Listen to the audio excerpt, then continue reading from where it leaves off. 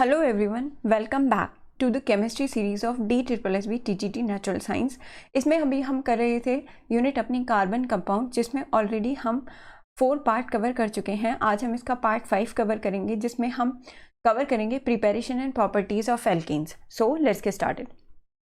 देखो, आज हम पढ़ने वाले हैं एल्केन्स के बारे में। तो एल्केन्स क्या होते हैं, देखो ये वाला टॉपिक ना अलग से दे रखा है। इसमें हमें दे रखा है एक तो preparation and properties of alkanes, एक हमें दे रखा है preparation and properties of alcohols, और एक हमें दे रखा है preparation and properties of carboxylic acids.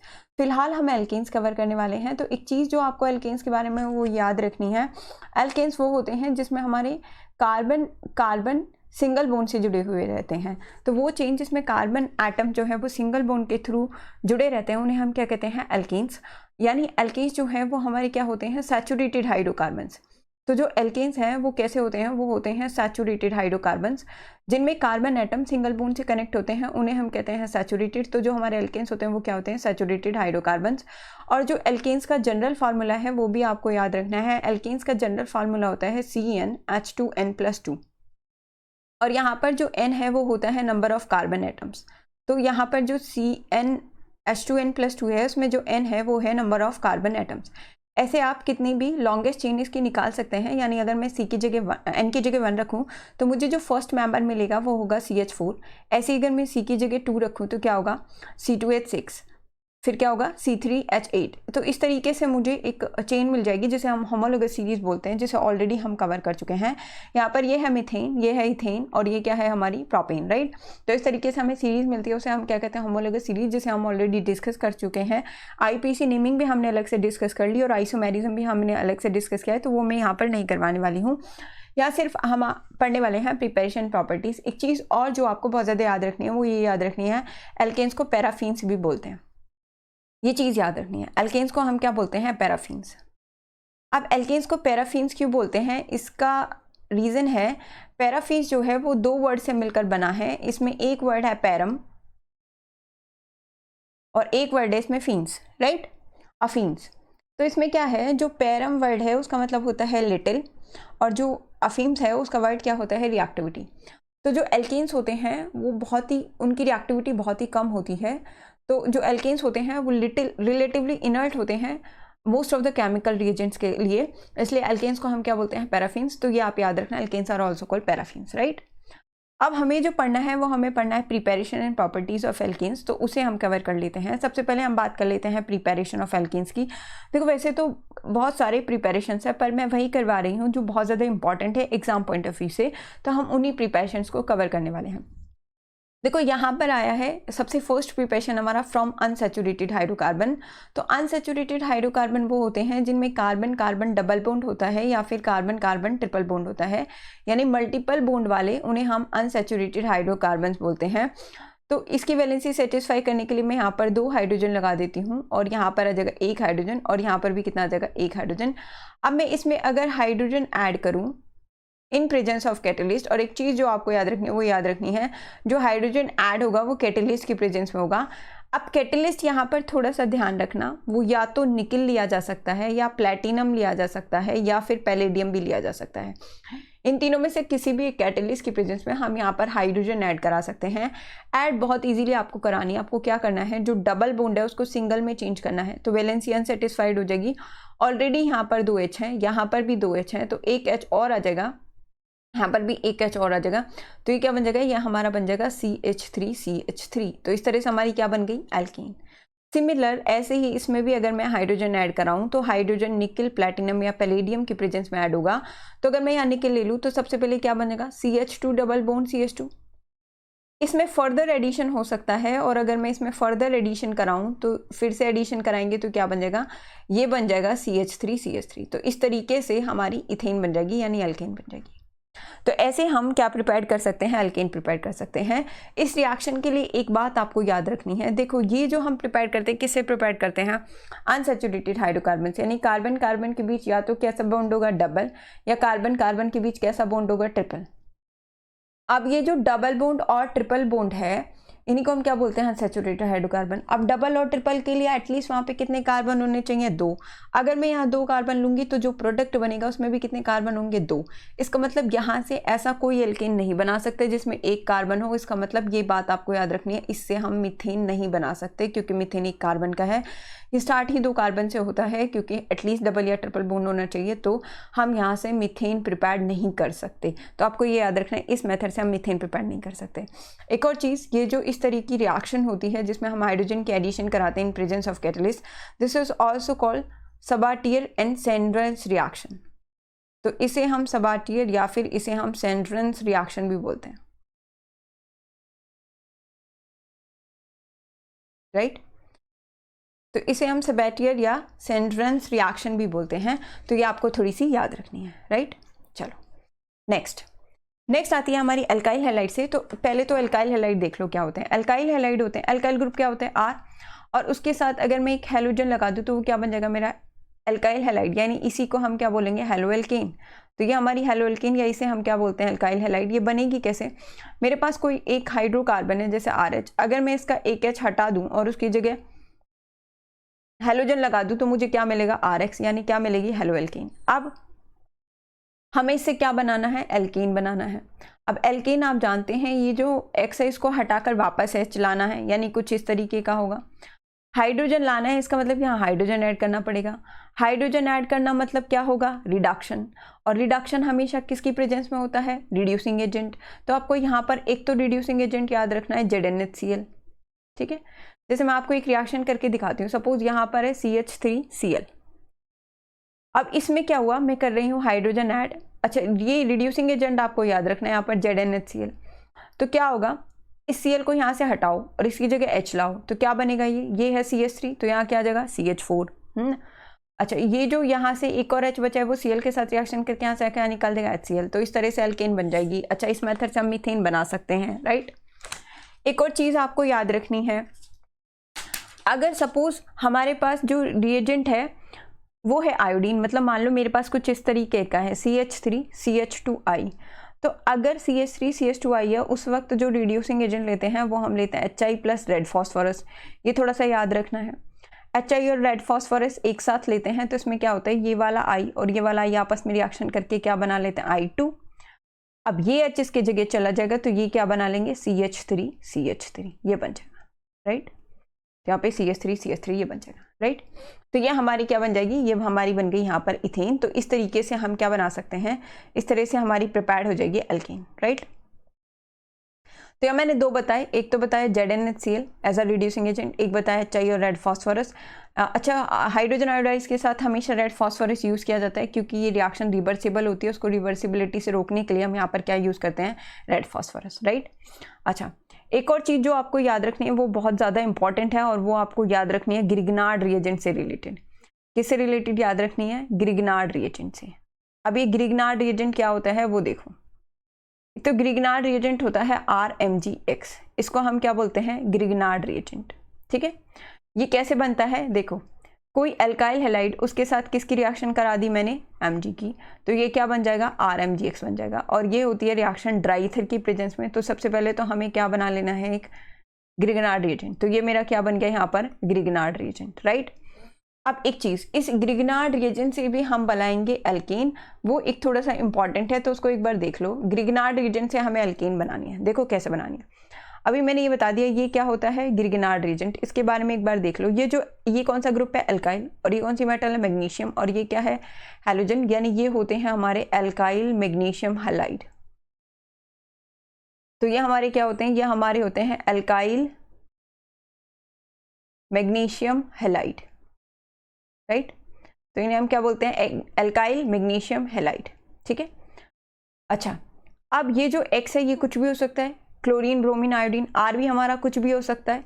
General अगर मैं एक एग्जांपल लेके दिखाऊं तो इस तरीके से ले सकते हैं CH3MgBr, जिसे हम बोलेंगे मिथाइल मैग्नीशियम ब्रोमाइड।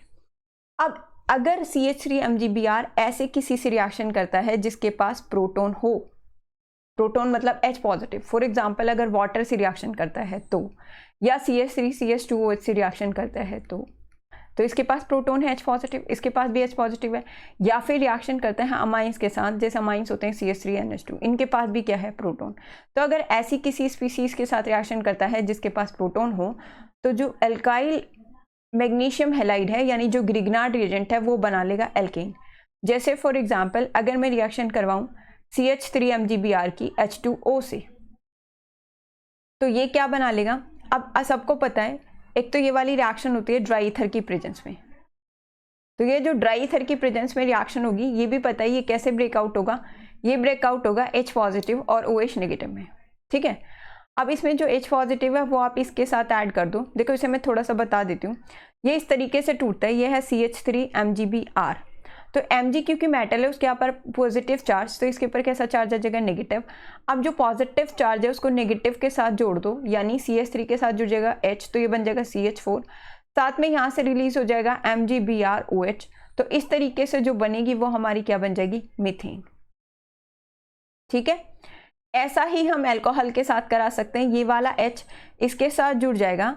तो ये याद रखना है कि ऐसी कोई भी चीज़ जिसके पास प्रोटॉन है वो किसके साथ जुड़ जाता है, ग्रिग्नार्ड रिएजेंट के अल्काइल पार्ट के साथ जुड़कर क्या बना लेता है, एल्केन, और वहाँ से इस तरीके का एक बाई प्रोडक्ट निकल जाता है। ये थोड़ा सा याद रखना कि जब ग्रिग्नार्ड रिएजेंट किसी ऐसी चीज़ के साथ रिएक्शन करते हैं, किसी ऐसे कंपाउंड के साथ रिएक्शन करते हैं जिसके पास प्रोटॉन हो, तो वो क्या बना लेते हैं, वो बना लेते हैं एल्केन। तो ये आपको थोड़ा सा याद रखना है, राइट। यहाँ से हमारी क्या बन जाएगी, इस तरीके से हम एल्केन प्रिपेयर कर लेते हैं, इस मेथड से हम मीथेन प्रिपेयर कर सकते हैं, राइट। नेक्स्ट हमारी आती है वुर्ज रिएक्शन, और ये बहुत ही ज़्यादा इंपॉर्टेंट रिएक्शन है, ये भी हमारी एल्काइल हैलाइड से है। जब हमारे एल्काइल हैलाइड सोडियम से रिएक्शन करते हैं in presence of dry ether, तो वो क्या बना लेते हैं, एल्कीन्स। देखो ये रिएक्शन थोड़ा मैं दिखा दूँ, अगर मैं एक एल्काइल हैलाइड इस तरीके का लेती हूँ CH3Cl, यहाँ पर क्या लेंगे, Na, यहाँ पर क्या आ जाएगा, ड्राई ईथर, और ये क्या बनेगा, ये इस तरीके का प्रोडक्ट बनेगा CH3CH3, और यहाँ बन जाएगा NaCl। देखो अगर आपको दिक्कत है तो आप पहले तो इतना ध्यान रख लो, अगर कोई भी ऐसी रिएक्शन है जिसमें एक तरफ Na है और एक तरफ Cl, तो सबसे पहले तो Na और Cl को जोड़ दो। Na और Cl केमिस्ट्री में जस्ट लाइक बेस्ट फ्रेंड, वो हमेशा एक साथ रहते हैं, तो सबसे पहले Na और Cl को जोड़ दो, जो बच गया उसे लिख दो, तो इस तरीके से हमारी एल्केन बन जाएगी। अब देखो इसको याद करने का तरीका बताती हूँ आपको। क्या करना है, जो भी अल्काइल हैलाइड दिया हुआ है, ये रिएजेंट देख लेना, सोडियम हो और ड्राई ईथर, तो जो भी अल्काइल हैलाइड दिया है उसे 2 बार लिख लो। देखो यहाँ लिख लिया मैंने CH3Cl, यहाँ पर लिख लिया मैंने Na, और फिर से मैंने लिख लिया ClCH3, ये लिख लिया, राइट। और एरो पे मैंने लिख लिया ड्राई ईथर। अब क्या करना है, क्योंकि आपने अल्काइल हैलाइड 2 लिए हैं इसलिए सोडियम भी 2 लेने हैं और इसको कर देना है बॉक्स में बंद, राइट। तो यहाँ से क्या निकल जाएगा, यहाँ से 2 NaCl निकल जाएगा और ये बनेगा CH3CH3 इथेन, और यहाँ से क्या निकल जाएगा, यहाँ से निकल जाएगा 2 NaCl, राइट। और यहाँ क्या बन जाएगी हमारी, ये बन जाएगी इथेन। क्लियर। अच्छा, एक चीज़ जो बहुत ज़्यादा याद रखनी है, देखो जो भी अल्काइल हैलाइड होगा उसका डबल करना पड़ेगा, यानी एटलीस्ट जो हमें प्रोडक्ट मिलेगा उसमें एटलीस्ट 2 कार्बन एटम तो होंगे ही होंगे, है ना। अब अगर उसमें 2 कार्बन एटम होंगे तो उसका मतलब ये है इस मेथड से भी हम मीथेन नहीं बना सकते। तो अगर उसमें भी 2 कार्बन एटम होते हैं तो इसका मतलब इस मेथड से भी हम मीथेन तो नहीं बना सकते, राइट। अच्छा, एक चीज़ तो ये याद रखनी कि वुर्ज रिएक्शन से हम मीथेन नहीं बना सकते। दूसरा, अगर एक और चीज़ याद रखें, अगर ये अल्काइल हैलाइड और ये अल्काइल हैलाइड अलग अलग हों तो क्या होगा, यानी आपको ये याद रखना है Wurtz reaction even number of carbon atoms का प्रोडक्ट बनाती है, even number of carbon atoms, है ना। देखो जैसे मैंने यहाँ अल्काइल हैलाइड लिया, इसमें 1 कार्बन एटम था, यहाँ कितने मिल गए मुझे 2। अगर मैं 2 कार्बन एटम वाला लूंगी तो मुझे कितने मिलेंगे 4। अगर मैं 3 कार्बन एटम वाला लूंगी तो मुझे कितने मिलेंगे 6। यानी जो भी प्रोडक्ट मिलेगा वो ऐसा मिलेगा जिसमें even number of carbon atoms होंगे। तो क्या मुझे यहाँ से ऑड नंबर वाला नहीं मिल सकता, तो आपको ये याद रखना है अगर मुझे ऑड नंबर वाला चाहिए तो क्या है, मुझे यहाँ पर जो अल्काइल हैलाइड लेने हैं वो दोनों अलग अलग लेने पड़ेंगे, यानी कुछ इस तरीके से लेना पड़ेगा। और यहाँ मैं क्या लूंगी, एरो पे ड्राई ईथर। तो मैंने क्या बताया, जो भी अल्काइल हैलाइड है उसे आपको डबल करना है, यानी अगर आपके माइंड में ऐसा चल रहा है कि हम ऐसा कर देंगे और यहाँ से 2 NaCl निकाल देंगे फिर बन जाएगा CH3 CH2 CH3, तो ये सही है, ये प्रोडक्ट सही तो है, बट इसके साथ आपको 2 प्रोडक्ट और मिलेंगे, यानी इसको भी डबल करना है। तो यहाँ से ये CH3 मिल जाएगा, यानी मुझे इसके साथ साथ ये भी मिलेगा CH3 और इसको भी करेंगे डबल, तो इसको डबल करूंगी तो मुझे यहाँ पर मिलेगा CH3 CH2 CH2 CH3 ये मिलेगा, राइट। तो यहाँ मुझे ऑड नंबर वाला मिल तो जाएगा पर उसके साथ साथ इवन नंबर वाले भी मिलेंगे, तो ये चीज़ आपको याद रखनी है। तो वुड्स रिएक्शन से ये आपको याद रखना है, एक तो इसमें ड्राई ईथर यूज़ करते हैं, सोडियम यूज़ करते हैं, जो भी अल्काइल हैलाइड उसको डबल करते हैं और एल्केन बनाते हैं। इससे हम मीथेन नहीं बना सकते, ये परफेक्ट मेथड होता है even number of carbon atoms की एल्केन प्रिपेयर करने के लिए। ऑड नंबर वाली इससे इसलिए नहीं बना सकते क्योंकि उस वक्त हमें मिक्सचर मिलेगा, तो ये चीज़ आपको इसके बारे में याद रखनी है। नेक्स्ट प्रिपरेशन हमारी डी कार्बोक्सिलेशन का एक मीनिंग तो आपको ये याद रखना है, यहाँ से एक CO2 का मॉलिक्यूल निकालना है। तो डी कार्बोक्सिलेशन के लिए आपको ये याद रखना है, यहाँ से एक CO2 का मॉलिक्यूल निकालना है। कार्बोक्सिलिक एसिड होते हैं हमारे पास CH3COOH, इसको क्या बोलते हैं हम, कार्बोक्सिलिक एसिड।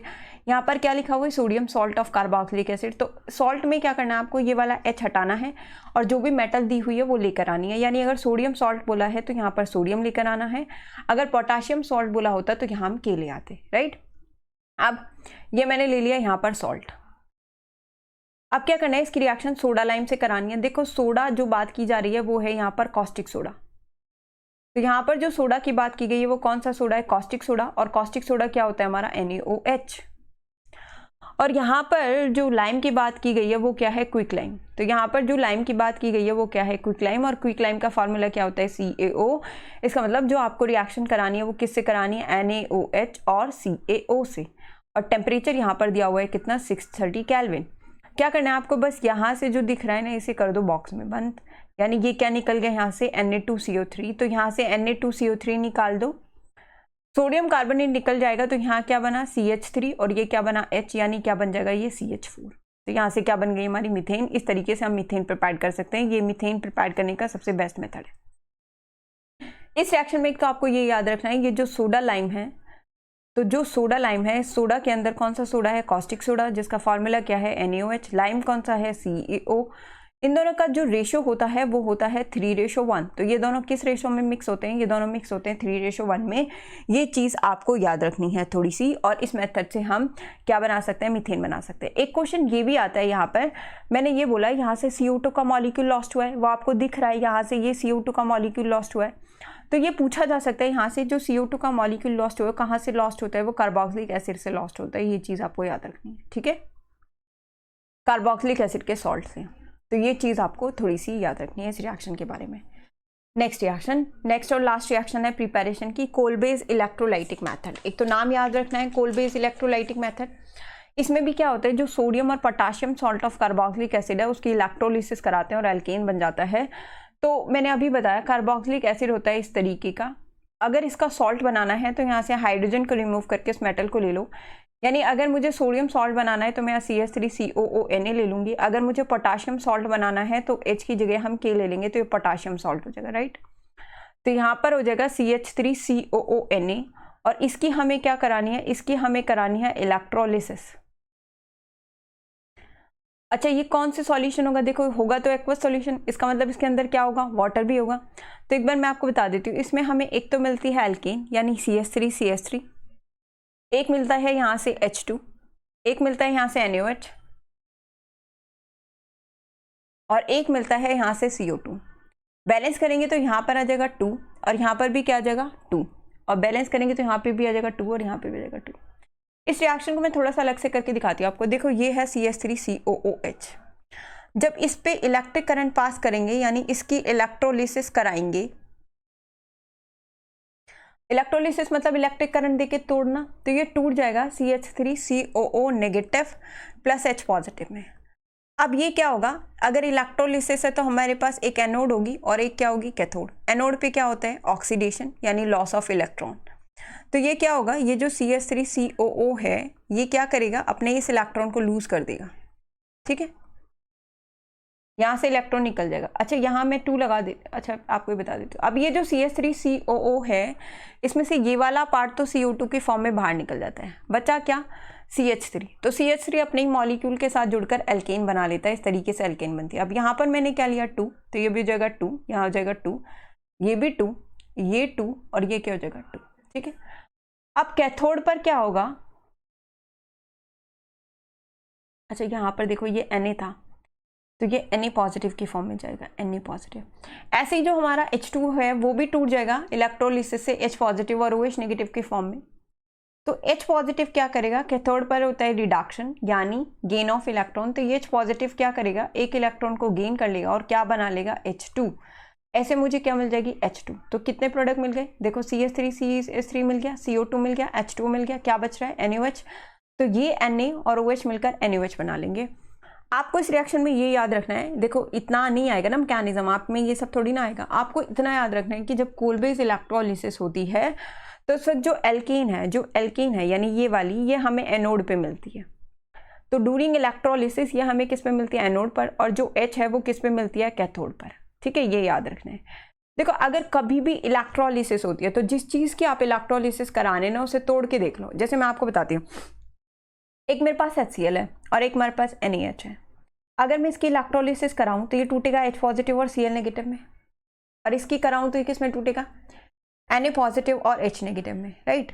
तो आप इतना याद रखना, इतना तो पता है कि इससे मुझे हाइड्रोजन और क्या मिलेगा, क्लोरीन, और इससे क्या मिलेगा मुझे, सोडियम और हाइड्रोजन, है ना। इतना कर लोगे। अगर आपको ये पता करना है कौन एनोड पे मिलेगा कौन कैथोड पे, तो याद रखना अगर H पर पॉजिटिव चार्ज आता है, तो वो कैथोड पर मिलेगी, तो जो बच गया वो किस में मिलेगा, एनोड पे।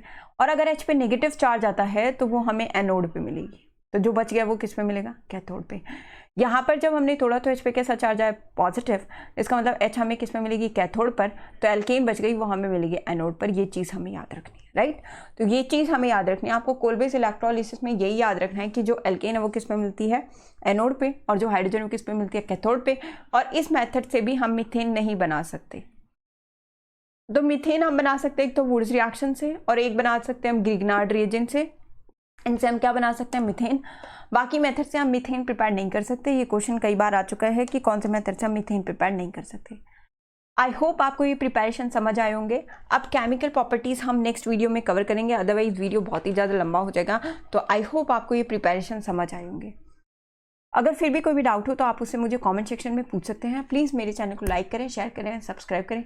Thank you so much for watching.